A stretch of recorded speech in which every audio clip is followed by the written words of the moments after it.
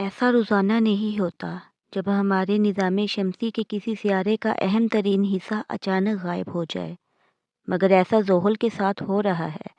آئندہ چند دن میں زحل کے خوبصورت رنگز یا دائرے ہماری نظروں سے اوجھل ہو جائیں گے۔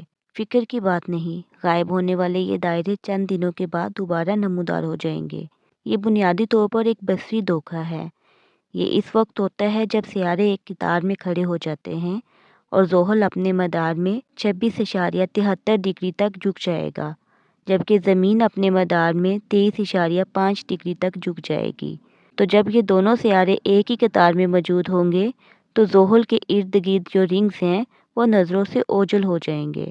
مشکینی یونیورسٹی سے تعلق رکھنے والے ڈاکٹر شینل شیون کے مطابق جب زحل اور زمین سورج کے گرد سفر کر رہے ہوتے ہیں تو ہم انہیں ایسی پوزیشن میں بھی دیکھتے ہیں کہ جب رنگز اتنے پتلے ہو جاتے ہیں کہ نظر نہیں آتے۔